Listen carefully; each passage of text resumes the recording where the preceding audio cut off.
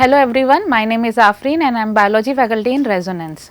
तो आज हम यहाँ पर पेपर डिस्कस करने वाले हैं साइंस का, क्लास 10 CBSE जो कि 20 Feb 2025 को हुआ है विथ सॉल्यूशन। सब्जेक्ट वाइज हम इसको डिस्कस करेंगे।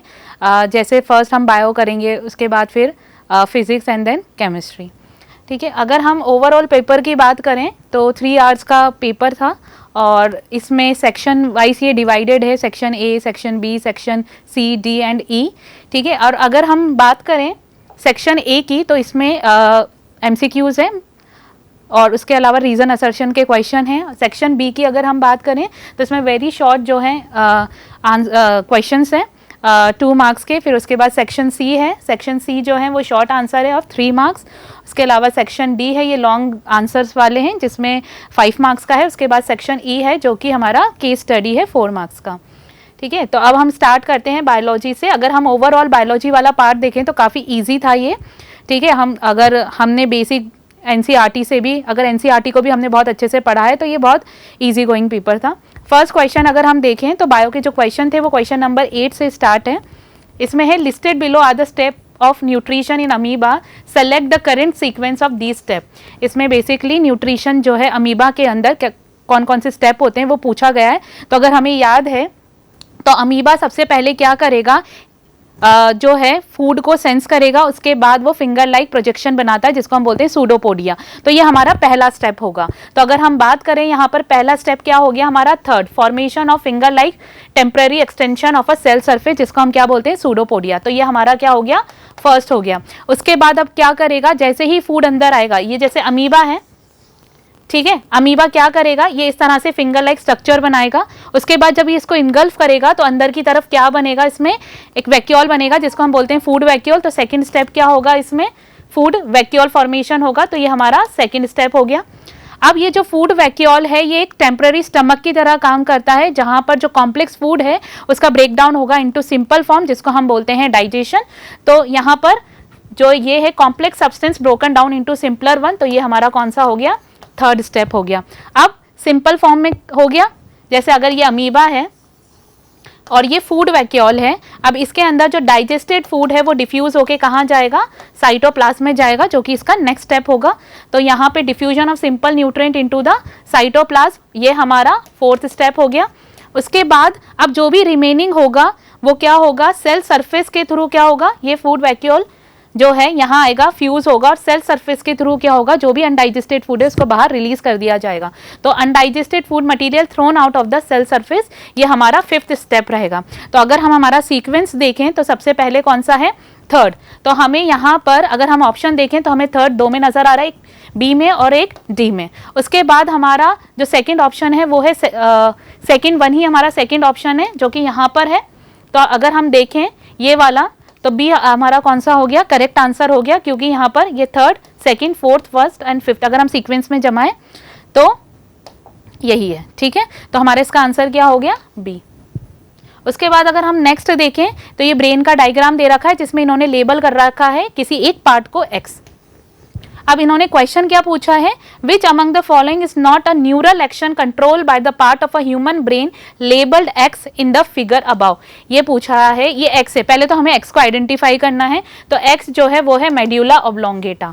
अब इसने पूछा है ये जो जितने भी फंक्शन है इनमें से कौन सा मेड्यूला ऑब्लोंगेटा का फंक्शन नहीं है, ये पूछा है। और शायद आज जब बच्चों से ऐसा डिस्कस हुआ तो कुछ बच्चों ने बहुत ज्यादा जल्दबाजी में उसको पढ़ लिया कि कौन सा फंक्शन है। ठीक है, तो यहां उसने पूछा है कौन सा फंक्शन नहीं है।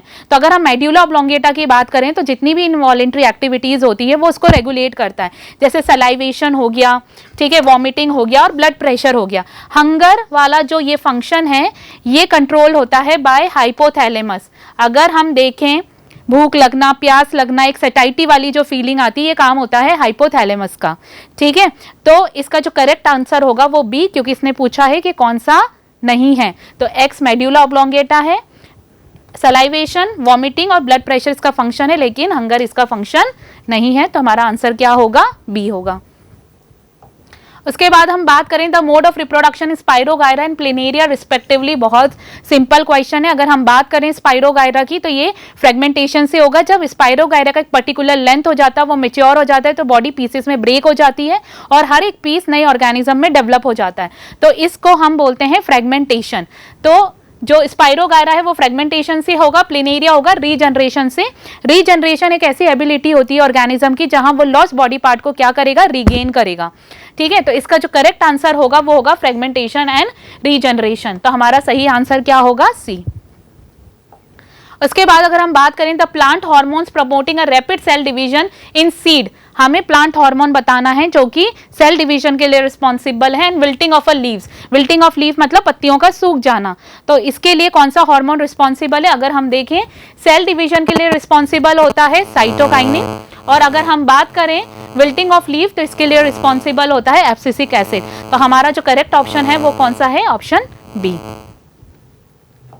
नेक्स्ट अगर हम बात करें क्वेश्चन 12 की, in aerobic respiration the steps are broken down of a glucose to pyruvate and its further conversion to carbon dioxide, both process respectively occur in।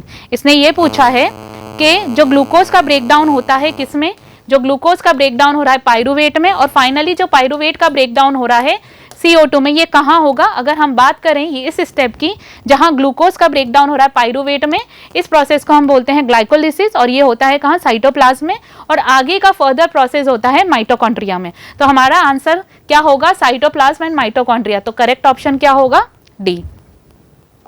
उसके बाद नेक्स्ट है the example of natural and manmade ecosystem या artificial ecosystem. ठीक है, natural ecosystem जिसमें human activity या human का कोई रोल नहीं है, वो सेल्फ मेंटेन्ड है।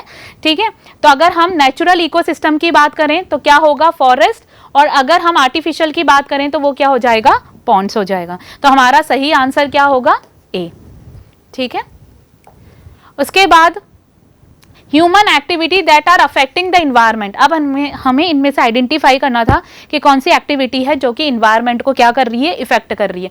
जैसे minimise the use of a chlorofluorocarbon, ये तो अच्छा है ना, हम जितना कम यूज करें उतना ज्यादा अच्छा है।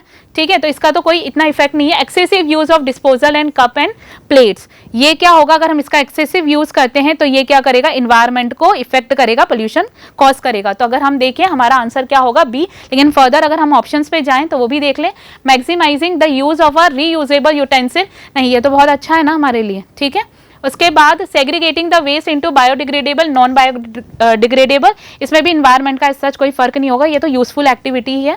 तो सही ऑप्शन क्या होगा हमारा, बी। उसके बाद ये है हमारे रीजन और असर्शन वाले क्वेश्चन। अब इसका देख लेते हैं हम। असर्शन दे रखा है the embryo gets nutrition from the mother's blood with the help of a special tissue called placenta. बिल्कुल सही है, एम्ब्रियो को जो न्यूट्रिशन मदर के ब्लड से मिलता है वो किसकी हेल्प से मिलता है, प्लेसेंटा के थ्रू। ठीक है, और प्लेसेंटा क्या होगा, एक डिस्क लाइक स्ट्रक्चर है जो कि कहाँ इंबेडेड होता है, यूटेराइन वॉल में। तो अगर हम देखें असर्शन का ये तो क्या है, करेक्ट एक्सप्लेनेशन है, तो हमारा आंसर क्या होगा, ए। ठीक है, नेक्स्ट अगर हम बात करें, all organism can make organic compound like a sugar and starch from inorganic substances using a radiant energy of the sun. अब इसने बोला सारे ऑर्गेनिज्म, क्या ये बात सही है कि सारे ऑर्गेनिज्म जो है वो ऑर्गेनिक कंपाउंड बनाएंगे शुगर और स्टार्च फ्रॉम इनऑर्गेनिक? सारे जितने भी हैं, चाहे प्लांट्स या एनिमल्स, नहीं। तो ये ऑप्शन हमारा क्या हो गया, गलत। उसके बाद क्या है, reason the organism which can produce food by photosynthesis are called producer. हाँ ये तो सही है, जो ऑर्गेनिज्म अपना फूड खुद प्रोड्यूस करते हैं उनको हम क्या बोलते हैं, प्रोड्यूसर। तो इस हिसाब से अगर हम देखें हमारा ए तो हो गया फॉल्स, लेकिन हमारा रीजन क्या हो गया, ट्रू हो गया। तो इस हिसाब से अगर हम देखें तो हमारा ऑप्शन क्या होगा, D, A is false but reason is true. तो ये तो थे हमारे सेक्शन ए के क्वेश्चन बायो के। उसके बाद हम चलते हैं सेक्शन बी में। काफ़ी इजी क्वेश्चन है, बहुत ज़्यादा लेंदी नहीं थे, मैक्सिमम 2 लाइन के आंसर हैं, और अगर हमने पॉइंट टू पॉइंट लिखे हैं अगर इनको, तो 2 लाइन से ज़्यादा का कोई भी आंसर नहीं है। बात करते हैं सबसे पहले 22, गिव रीजन। रीजन पूछा है यहाँ पर, the male reproductive organ responsible for formation of germ cell is located outside the abdominal cavity. यहाँ पर पूछा है कि कौन सा मेल रिप्रोडक्टिव ऑर्गन है जो रिस्पॉन्सिबल होगा। तो इसके लिए कौन रिस्पॉन्सिबल है, टेस्टिस रिस्पॉन्सिबल है, ऑर्गन तो यही है। और क्यों formation of germ cell located outside the abdominal cavity, क्यों वो एब्डोमिनल कैविटी के बाहर है? जर्म सेल्स यहाँ पर बात कर रहा है गैमीट्स के बारे में, एनसीईआरटी गैमीट्स को लिखती है जर्म सेल्स, अगर हम क्लास 10th की एनसीईआरटी देखें तो यहाँ पे ये पूछा है कि वो क्यों आउटसाइड द एब्डोमिनल कैविटी होता है, क्योंकि जो गैमीट है, male gamete that is sperm, उसके फॉर्मेशन के लिए बॉडी से कम टेम्परेचर की रिक्वायरमेंट होती है और उस टेम्परेचर को मेंटेन करने के लिए ये जो टेस्टिस है वो कहाँ लोकेटेड होती है? Outside the body. एक स्ट्रक्चर होता है जिसको हम बोलते हैं स्क्रोटम, उसमें।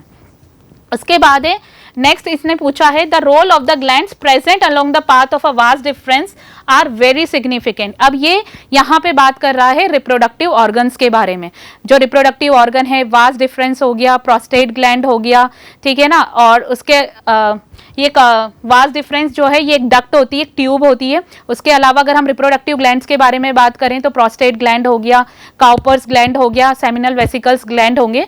ये इनके सिग्निफिकेंस के बारे में पूछ रहा है। तो ये एक एल्कलाइन फ्लूइड सिक्रीट करते हैं जो कि नरिशमेंट भी प्रोवाइड कर रहे हैं स्पर्म को, उसके अलावा उनके ट्रांसपोर्ट को ईजी भी बनाते हैं। तो हमारा आंसर क्या होगा? Make their transport easier. जो स्पर्म का ट्रांसपोर्ट है उसको वो क्या कर रहे हैं? ईजी बना रहे हैं, उनको नरिशमेंट प्रोवाइड कर रहे हैं। तो ये दोनों के ही आंसर क्या थे? 1-1 लाइन के आंसर्स थे। उसके बाद ये एक डायग्राम, ये क्वेश्चन है 23rd, इसमें ए पार्ट में दे रखा how is lymph formed, state it's important function.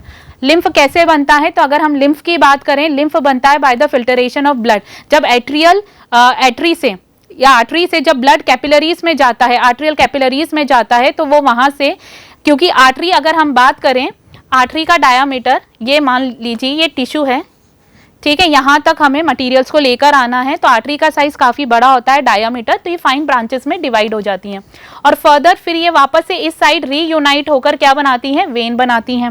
होता क्या है, इन डायामीटर के डिफरेंस की वजह से यहाँ पे एक प्रेशर जनरेट होता है और वहां पर क्या होगा, इन यहाँ जो कैपिलरीज हैं इनमें पोर्स होते हैं और वहां से ब्लड फिल्टर होकर, ब्लड का कुछ पार्ट फिल्टर होकर कहाँ आ जाता है? टिश्यू फ्लूइड के टिश्यू स्पेस में आ जाता है। तो ये जो फ्लूइड फिल्टर हुआ है ब्लड से, इसी को हम क्या बोलते हैं? लिम्फ। और अगर हम इसका सिग्निफिकेंट रोल देखें तो ये क्या कर रहा है? एक मिडिल मैन की तरह काम कर रहा है। ये मटेरियल को एक्सचेंज करेगा between blood and tissue, blood से मटेरियल्स को कहाँ ट्रांसफर करेगा? टिश्यू में, और टिश्यू से जो भी वेस्ट जनरेट हो रहे हैं वो सीधा कहाँ आएंगे? इस फ्लूइड में आएंगे और इस फ्लूइड से कहाँ जाएगा? ब्लड में। तो एक मिडिल मैन की तरह ये काम करेगा। उसके बाद एक डायग्राम दे रखा है। सबसे पहले तो हमें इस डायग्राम को आइडेंटिफाई करना है। ये डायग्राम जो है नेफ्रॉन का है और उसने पूछा है कि ये जो एक्स गिवन है यहाँ पर वो क्या है और इसका क्या रोल होता है यूरिन फॉर्मेशन में। तो अगर हम देखें ये एक्स, इसको अगर हम इस तरह से बनाएं तो ये एक्स क्या हो गया? बोमेंस कैप्सूल है, कप लाइक स्ट्रक्चर होता है। इसके अंदर बंच ऑफ कैपिलरीज होती हैं जिनको हम ग्लोमेरुलस बोलते हैं। तो सबसे पहले हमें आइडेंटिफाई करके लिखना है, एक्स क्या हो गया? हमारा ग्लोमेरुलस कैप्सूल हो गया। अब इसका फंक्शन क्या है? इसमें बंच ऑफ कैपिलरीज होती हैं जो कि हेल्प करती हैं इन फिल्टरेशन ऑफ ब्लड। जो भी ब्लड आ रहा है अपने साथ वेस्ट लेकर उसको फिल्टर करने का काम करेगा, ठीक है। उसके बाद इसका अगर हम बी पार्ट देखें, इसमें लिखा है why some substance are selectively reabsorbed from the initial filtrate of the urine as it flows along the tubular part of a nephron. ये बोल रहा है कि जो भी फ्लूइड ये ट्यूब वाले पार्ट से फ्लो कर रहा है, यहाँ पर कुछ सब्सटेंसेस को सेलेक्टिवली रीअब्सॉर्ब कर लिया जाता है। ऐसा क्यों? क्योंकि जो ब्लड फिल्टर होकर कहाँ आ गया? इस बोमेंस कैप्सूल में आ गया। इसके अंदर हमारे कुछ यूजफुल सब्सटेंसेस भी हैं, जैसे ग्लूकोज हो गए, कुछ अमाइनो एसिड्स हो गए। बॉडी उनको अफोर्ड नहीं कर सकती बाहर रिलीज करना, इसीलिए उन सब्सटेंस को क्या कर लिया जाता है? वापस से रीएब्सॉर्ब कर लिया जाता है, ठीक है। तो रीएब्सॉर्प्शन, सेलेक्टिवली रीएब्सॉर्प्शन इसीलिए होता है क्योंकि जो यूजफुल सब्सटेंसेस है वो भी हमारे फिल्ट्रेट के अंदर है, उनको वापस से बॉडी क्या करेगी? अपने पास ही रखेगी, ठीक है। उसके बाद हम नेक्स्ट क्वेश्चन देखते हैं, क्वेश्चन नंबर 26। इसमें दे रखा है why are the organism first trophic level important in any food chain. क्योंकि जो फर्स्ट ट्रॉफिक लेवल पर ऑर्गेनिज्म होते हैं वो हमेशा क्या उनसे होते हैं? प्रोड्यूसर्स होते हैं। और प्रोड्यूसर ही एक ऐसे लिविंग ऑर्गेनिज्म है सो सनलाइट को यूज करके अपना फूड प्रिपेयर कर सकते हैं। बाकी के सारे ऑर्गेनिज्म डायरेक्टली या इनडायरेक्टली किस पे डिपेंड होते हैं? प्रोड्यूसर्स पे ही होते हैं। उसके बाद है justify the following statement, the flow of energy in any ecosystem is a unidirectional. किसी भी इकोसिस्टम में जो फ्लो होता है एनर्जी का वो यूनिडायरेक्शनल होता है, क्योंकि हर ट्रॉफिक लेवल पे जब एनर्जी पास होती है तो 90% तो कंज्यूम हो जाती है, लॉस्ट हो जाती है, बाकी 10% ही आगे वाले लेवल पे जा पाती है, ठीक है।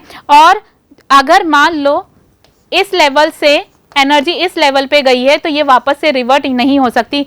ये अगर प्रोड्यूसर है तो ये सन की एनर्जी को यूज कर रहे हैं अपना फूड प्रिपेयर करने के लिए, तो अब जो प्लांट है वो अपनी एनर्जी को वापस रिवर्ट नहीं कर सकते इकोसिस्टम में, और इन यहाँ से जो एनर्जी नेक्स्ट ट्रॉफिक लेवल पे गई है, ये वाला ट्रॉफिक लेवल इसको वापस एनर्जी नहीं दे सकता, और हर ट्रॉफिक लेवल के साथ एनर्जी क्या होती जाती है, कम होती जाती है, इसलिए इसका जो फ्लो होगा वो हमेशा कैसा होगा, यूनिडायरेक्शनल होगा।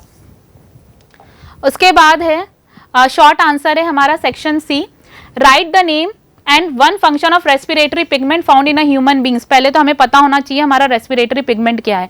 हमारा रेस्पिरेटरी पिगमेंट है हीमोग्लोबिन, ठीक है ना, और इसका फंक्शन होता है ऑक्सीजन को ट्रांसपोर्ट करना।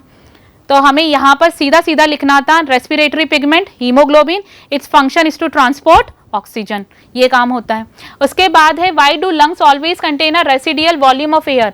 रेसिड्यू जो होता है वो बचा हुआ होता है, इसमें पूछ रहा है कि लंग्स में हमेशा कुछ हवा रहती ही रहती है, उसको हम बोलते हैं रेसिड्यूल एयर। वो इसलिए रहती है ताकि कंटिन्यूस गैसेस का एक्सचेंज चलता रहे ब्लड में और एल्विलाई के बीच में, इसलिए ये रेसिडियल एयर होना जरूरी है। उसके बाद है why ATP is known as energy currency of the living being. ये इसलिए बोला जाता है क्योंकि एटीपी जो है वो एनर्जी को स्टोर करती है उनके बॉन्ड के फॉर्म में, जो उसके बॉन्ड है उसके अंदर एनर्जी स्टोर रहती है और वो रिलीज करती है इस फॉर्म में ताकि जो सेल है उसको अपनी एक्टिविटीज के लिए क्या कर सके, यूटिलाइज कर सके। इसीलिए एटीपी क्या है, करेंसी है सेल की। ये question last to last year भी आया था और ये फिर से रिपीट हुआ है इसी साल। नेक्स्ट अगर हम बात करें 30 क्वेश्चन की, यहाँ पर पूछा है डिफाइन फर्टिलाइजेशन। फर्टिलाइजेशन एक ऐसा प्रोसेस है जहां पर मेल गैमीट का फ्यूजन होता है विद फीमेल गैमीट और वो बनाता है जाइगोट, और फिर जाइगोट फर्दर डेवलपमेंट होगा, एम्ब्रियो बनेगा और उससे पूरा ऑर्गेनिज्म बनेगा। उसके बाद है what happen to zygote, ovule, ovary and stamen after fertilisation into a flowering plant. क्या होगा, तो अगर हम जाइगोट की बात करें तो ये तो कन्वर्ट हो जाएगा किस में, एम्ब्रियो में। जाइगोट एक सिंगल सेल है, डिवाइड होकर बहुत सारे सेल बनाएगा, उसको हम क्या बोलेंगे, एम्ब्रियो। उसके बाद अगर हम ओव्यूल की बात करें तो ये चेंज हो जाता है किसके अंदर, सीड में।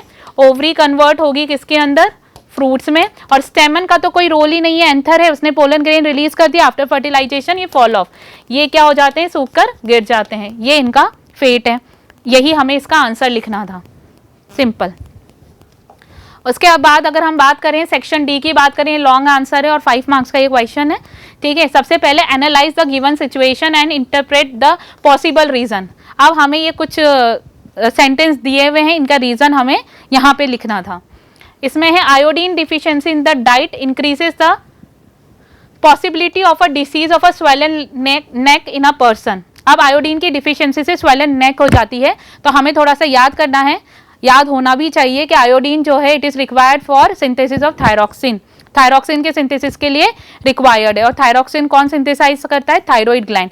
तो जब थायरॉक्सिन नहीं बनता तो थायराइड ग्लैंड थोड़ा सा साइज में इनलार्ज हो जाता है और उसी कंडीशन को हम क्या बोलते हैं, गॉइटर, ठीक है। उसके बाद है some people in a population में have a very short height, या ड्वार्फ होते हैं, ठीक है। वो इसीलिए हैं क्योंकि due to deficiency of growth hormone. Growth hormone एक हार्मोन है which is responsible for increase in height, height को इंक्रीज करने में वो हेल्प करेगा। तो अगर ग्रोथ हार्मोन प्रॉपर अमाउंट में सिक्रीट ना हो अर्ली स्टेजेस के अंदर, तो जो हाइट है इंडिविजुअल की वो नहीं बढ़ पाती और उस केस में वो इंडिविजुअल ड्वार्फ रह जाता है। तो हमें यहाँ पर सिंपल आंसर लिखना था due to deficiency of growth hormone. Thick facial hair develop in a boy at the age of 10 to 12 year, ये सेकेंडरी सेक्सुअल कैरेक्टरिस्टिक की बात हो रही है।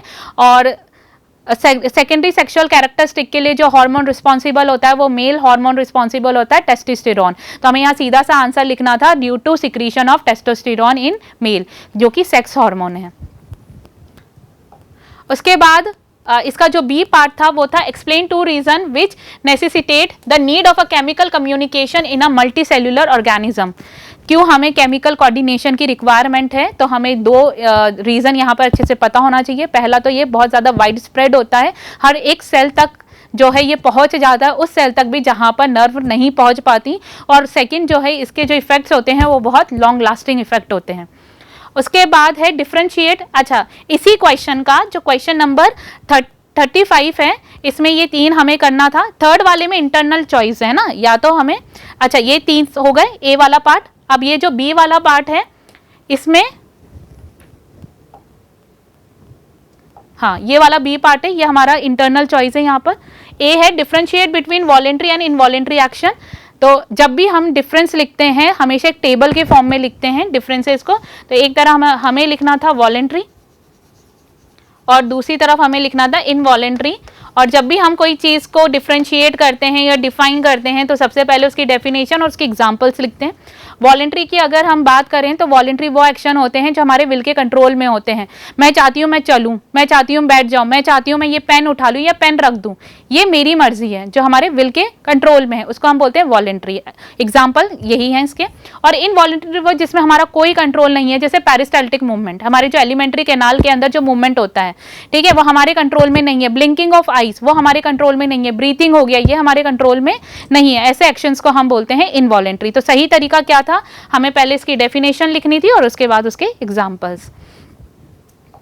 इसके बाद है define reflex action with the help of a flow diagram show the correct sequence of a path of nerve impulse from a place of its origin. हमें सबसे पहले तो रिफ्लेक्स एक्शन को डिफाइन करना था। तो सबसे पहले हमें डेफिनेशन लिखनी थी। रिफ्लेक्स एक्शन क्या होता है, एक ये फास्ट इनवॉलेंट्री एक्शन होता है इन रिस्पॉन्स टू स्टिमुलस। कोई स्टिमुलस आया, फॉर एग्जांपल किसी ने मेरी आंख में टॉर्च से लाइट मारी, तो मैं क्या करूंगी, आइज को क्लोज कर दूंगी। तो लाइट का पड़ना इज स्टिमुलस और आंखों को क्लोज करना क्या हो गया, रिफ्लेक्स एक्शन हो गया। एक फास्ट था, इनवॉलेंट्री था, मुझे नहीं पता था।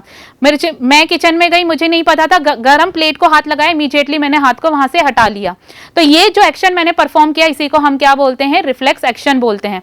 अब इसका हमें डिफाइन करना था। डिफाइन करने के बाद हमें फ्लो चार्ट बनाना था। फ्लो चार्ट बहुत सिंपल सा था। हमें क्या करना था, मान लीजिए कि यहां पर ये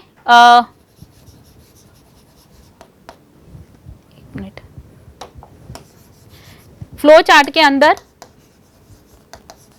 हॉट प्लेट है, ठीक है, इसको टच किया, यहां से इंफॉर्मेशन कौन लेके गया,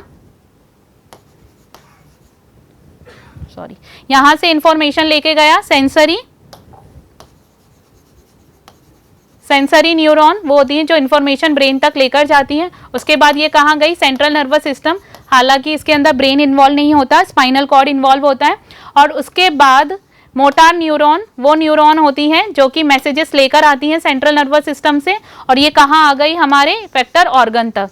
और हमने क्या किया, यहाँ पर एक्शन परफॉर्म कर लिया। हमने क्या किया, यहाँ से हैंड को विड्रॉ कर लिया। तो ये हमें एक फ्लो चार्ट बनाना था इसके अंदर। उसके बाद है ये केस स्टडी वाला क्वेश्चन है, ठीक है। इसमें एक पैराग्राफ गिवन है। In human beings there are 23 pair of a chromosome. Out of this 23 pair of a chromosome, that is 46 chromosome, इनमें से 22 pair of a chromosome are called autosomes, उनको हम ऑटोसोम्स बोलते हैं। और 1 पेयर को हम क्या बोलते हैं, सेक्स क्रोमोसोम बोलते हैं। The sex chromosome are of 2 type, 2 type के होते हैं, एक्स एंड वाई, ठीक है। The sex of a child, progeny क्या होती है, जो नई पेरेंट की जो जनरेशन आती है उसको प्रोजेनी बोलते हैं, is decided at the time of a fertilisation. इन्होंने बोला है कि जो सेक्स है चाइल्ड का वो कहाँ डिसाइड कर लेते हैं, at the time of fertilisation. In other words, the time at the time of a zygote formation, the sex chromosome inherited from the parent of a child decide whether the newborn will be a boy or a girl। ठीक है, ये एक paragraph है। इस paragraph में इन्होंने बोला है ह्यूमंस में 23 पेयर क्रोमोसोम होते हैं, जिसमें से 23 ऑटोसोम्स होते हैं और 1 पेयर होता है सेक्स क्रोमोसोम। ठीक है, फर्टिलाइजेशन के वक्त ही सेक्स डिटरमाइंड होता है। पेरेंट्स से उनको कौन सा क्रोमोसोम मिला है, इसी से डिसाइड होगा कि ऑर्गेनिज्म किस में डेवलप होगा। सबसे पहले तो इसने पूछा है क्रोमोसोम क्या है। क्रोमोसोम जो होते हैं एक रॉड लाइक स्ट्रक्चर होते हैं जो कि डीएनए और प्रोटीन के बने हुए होते हैं। और डीएनए क्या है, डीएनए वो मॉलिक्यूल है जिसमें हमारी जेनेटिक इंफॉर्मेशन स्टोर है। सिंपल, हमें यही आंसर इसका लिखना था। उसके बाद है why is the pair of a sex chromosome in human mails called a mismatched pair. तो इसके लिए हम थोड़ा सा समझते हैं। अगर हम बात करें कितने टाइप के क्रोमोसोम बताएं हमें, एक्स और वाई, ठीक है। तो अगर हम किसकी बात करें, अगर हम फीमेल की बात करते हैं तो फीमेल में ये दोनों सेक्स क्रोमोसोम सेम होते हैं। वेरएस अगर हम मेल की बात करें तो ये सेक्स क्रोमोसोम क्या होते हैं, डिफरेंट होते हैं। तो अगर फीमेल की बात करें तो ये हमेशा एक ही टाइप का गैमीट प्रोड्यूस करेगी। और अगर हम फीमेल की बात करें तो ये 2 टाइप के गैमीट प्रोड्यूस करते हैं, एक एक्स कंटेनिंग और दूसरा वाई कंटेनिंग होता है। ठीक है, 2 टाइप का हो गया। अब ये फीमेल है और ये मेल है, तो at the time of fertilisation जो है यहीं से डिसाइड होगा कि पेरेंट से क्या मिल रहा है। मिसमैच हमने इसलिए बोला है क्योंकि फीमेल के अंदर क्या है, दोनों सेम है, और मेल के अंदर क्या है, दोनों डिफरेंट है। और एक्स क्रोमोसोम अगर वाई के कंपैरिजन में थोड़ा साइज में लार्ज होता है। ठीक है, उसके बाद है show with the help of a flow chart that the statistically probability of a getting a boy और अ गर्ल इज 50-50 50-50 है, ये हमें एक फ्लो चार्ट से हमें करना था इसको एक्सप्लेन। तो हमें सिंपल अगर हम बात करें तो ये तो क्या हो गया फीमेल, ये किसका हो गया, ये फीमेल है। और अगर हम मेल की बात करें तो मेल में क्या होगा एक्स और वाई, और जब भी गैमीट्स बनते हैं तो ये क्या हो जाएंगे अलग अलग, ये एक्स और ये वाई। अब अगर जब फ्यूजन होता है या फर्टिलाइजेशन होता है एक्स और एक्स, ये प्रोबेबिलिटी एक ही हो सकती है, एक कौन सी हो सकती है, ये वाली हो सकती है, ये वाला एग इस वाले स्पर्म के साथ फ्यूज कर जाए, एक ये वाली प्रोबेबिलिटी है एक्स या एक्स, ये वाला एक्स कंटेनिंग एग और एक्स कंटेनिंग स्पर्म फ्यूज कर जाए, और एक ये वाला प्रोबेबिलिटी हो गया एक्स और वाई। अब ये जो है ये तो क्या हो गए, ये तो हो गए जाइगोट, ठीक है ना, और ये क्या हो गए गैमीट्स, ठीक है। अब अगर ये जाइगोट ये जो है डेवलप होंगे तो एक्स और एक्स किस में डेवलप होगा, फीमेल में, एक्स और वाई किस में डेवलप होगा, मेल में, एक्स और एक्स फीमेल में, और एक्स और वाई मेल में। तो जैसे कि हम देख रहे हैं फीमेल कितना है चांसेस, आउट ऑफ 4 कितना है प्रोबेबिलिटी 2/4, और इसकी भी कितनी है 2/4, तो कितना हो गया 50-50 हो गया। यही हमें फ्लो चार्ट से क्या करना था एक्सप्लेन, हमें सिर्फ इसमें ये फ्लो चार्ट ही बनाना था। उसके बाद है इसमें अब हमारा ऑप्शन था इंटरनल, या तो हम ये वाला करें या फिर हम ये वाला। इसमें mention two example of animal where is a sex is not determined genetically like a human being, describe in brief the method of a sex determination in these animals. अब इन्होंने ये बोला है कि हमें 2 एग्जाम्पल देना है, तो एनसीईआरटी में हमारा साफ साफ दे रखा है, कुछ रेप्टाइल का और स्नेल का दे रखा है।